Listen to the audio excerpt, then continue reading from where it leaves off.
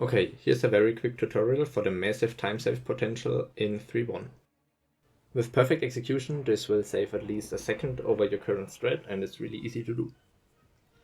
Quick disclaimer, this is all based on extensive testing and therefore probably not optimal, so if someone wants to invest more time in this lovely level, feel free to do so.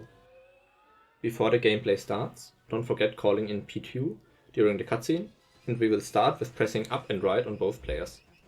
In general, you want to mirror all actions across both players and keep them together as close as possible. Once we pass the edge of the cruiser, we steer down and right and keep it that way until we see those fireworks in the middle spread a little bit. Then we move the starships to these fireworks, and after they vanish, to the top left. This is where the core mechanic of this level comes into play, which is camera rubber banding. There are 9 spots in this level where this is extremely important, and the rest is kinda whatever, so make sure you know these important spots first. This top left position is the first one, and you will see that the camera moves very fast to adjust to the Jedi ships. We want to stay left for the part with the 5 targets. Just take a bit time to shoot all of them, but it's really not important to pop them very quickly. After that, keep left until we need to go a bit to the right to pass through the debris. That position will be held for some seconds.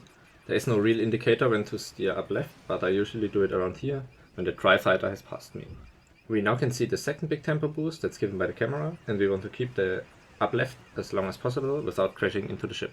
Go to the right and hold up as well after some seconds. There is no collision on the top right, so you can just do that, and after flying under the ship you want to aim for this landing stage.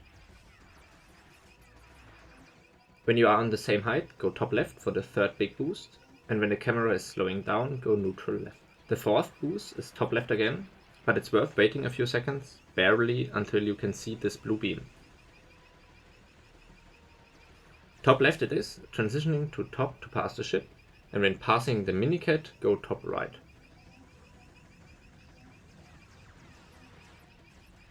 Top right it is, this will automatically hit those 2 targets, and once those are shot, keep staying on the right.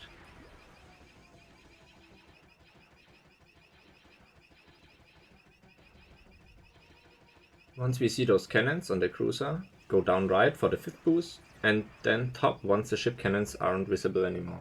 The BTT segment here doesn't do that, but the edge of the ship cannot be hit, so it's maybe a bit easier to just go top here already.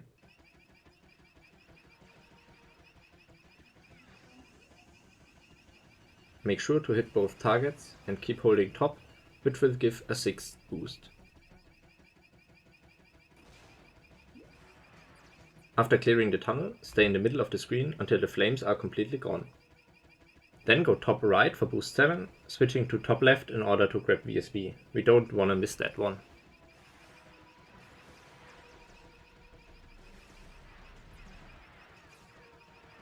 From here on, it's the most important to watch your hearts, as in before the level it should not have mattered at all.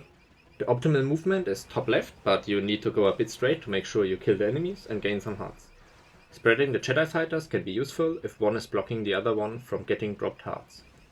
A significant boost is there on the top left, which might be kinda tricky as you will collide to the end if you don't go to the middle early enough. After that, make sure to survive the enemies and go top right, transitioning to top left as we fly under the ship. Top left here is great, as it will give you a nice boost towards the end and prevents most enemies from hitting you. Make sure you do not forget to shoot the targets and enter the end trigger at the very end. That's it. I hope after this video you can enjoy this level as much as I do.